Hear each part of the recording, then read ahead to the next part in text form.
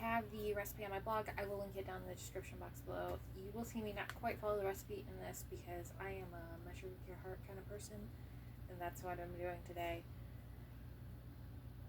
The biggest thing with this recipe is getting your olive oil to honey ratio right. So we're starting off with 4 cups of olive oil.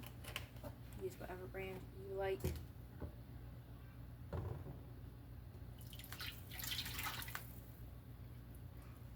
Next, we're going to scoop out 4 cups of honey. This is local raw honey that I get by the 5-gallon bucket full because we use a lot, mostly for granola and peanut butter balls.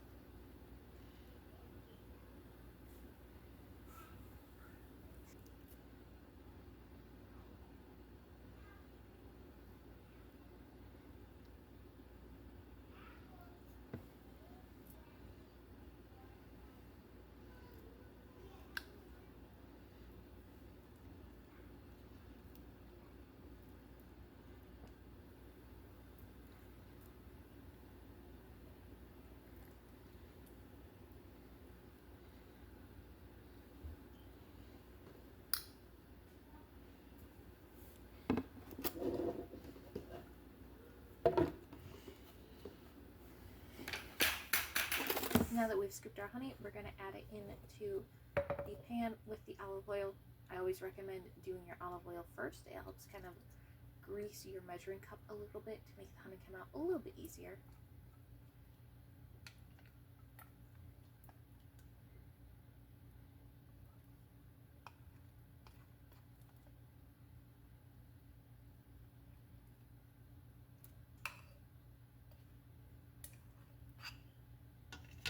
You're going to want to make sure you're doing this in a pot that has a lot of room because as it boils, it will foam up quite a bit, and you do not want this going all over your stove. So make sure you have lots of room in whatever pan you are using to make this. I'm making this in a stock pot because I'm making an extra large batch, but you could use a smaller saucepan if you're making the normal batch.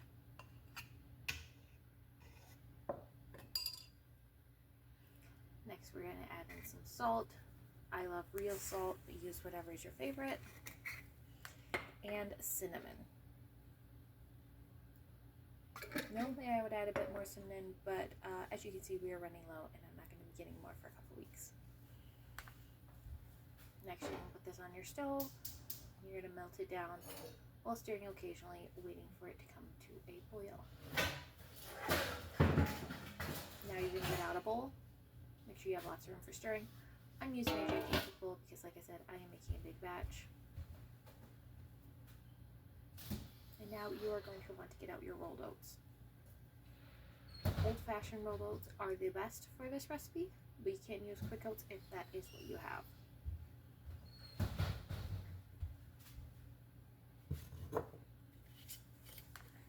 This recipe is great with different add-ins, but other than maybe coconut, you're not going to want to add those in until after you've baked the granola, otherwise they will burn.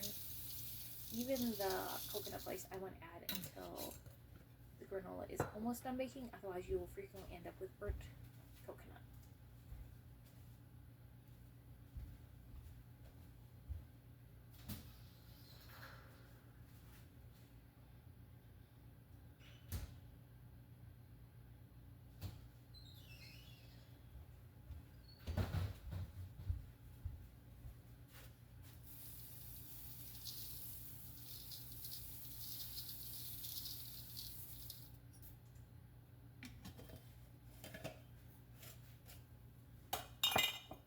You can add in chia seed though for an extra protein boost and fiber boost if you want. It doesn't burn when baked.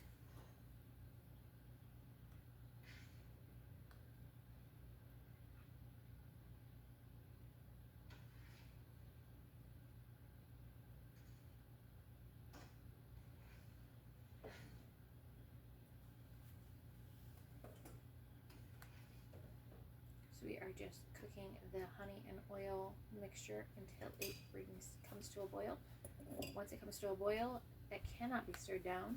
You're going to boil it while stirring for 1 whole minute. Be very careful with doing this because it is hot and bubbly. And then you're going to pour that boiling mixture into your oats. Again, we're working with very hot oil in here, so be careful.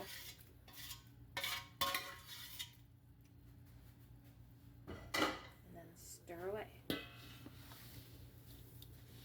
You're looking for an even coating on all the oats. And there's a specific look you're going for here as far as how much coating they have.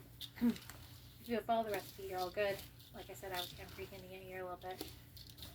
I ended up wanting to add more oats to it than I did, but the bucket was down in the basement, and I honestly did not feel like going down into the basement. So they were a little wetter than ideal, but it is fine.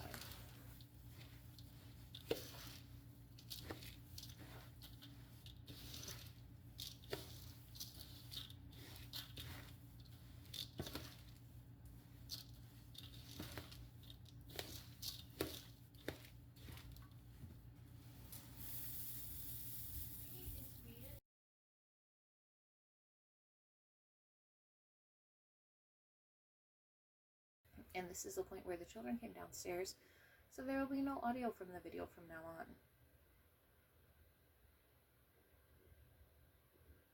We're just going to keep mixing until everything is evenly coated, and then get out a pan and start placing on a pan.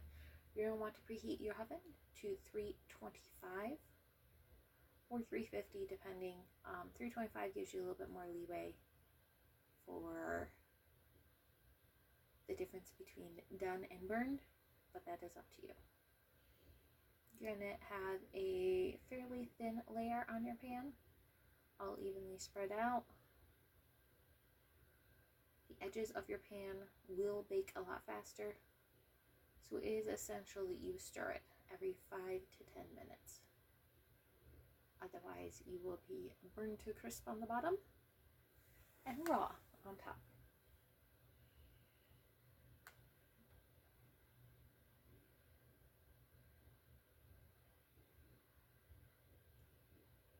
The heavier bottom baking sheets you have work the best for this because they allow for more even distribution of your granola. The granola is very easy to get off the trays once it's baked. However, once it starts to cool down, it will start sticking, and if you get distracted or something comes up and you can't get it off after you've baked it in a timely fashion, then it sticks. Have no fear, just pop it back in the oven, warm it up, and then as soon as it gets warm, it will cool down and you can easily scoop it off like you can with the hot stuff here.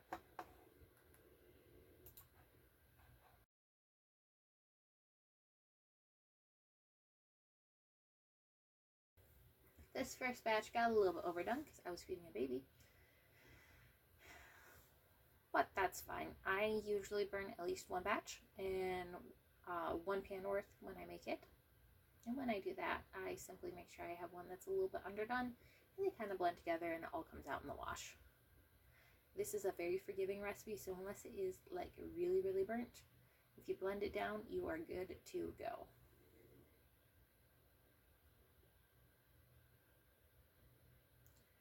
This is a crunchy granola and it is so good. Our favorite way is to eat it on yogurt, but you can also eat it as cereal with just milk. Eat it by the handful, or sometimes when it's hot from the oven, we'll mix in chocolate chips and dried fruit and make like a treat granola, which is particularly fun, and we'll do that for gifts or just a special treat to have. Once you get one pan cleared out, fill it back up, place it back in the oven, and continue until it is gone. This is kind of the ideal color that we are going for in the granola. And here it is all done. We made 3 gallons of granola. This should last us a few weeks.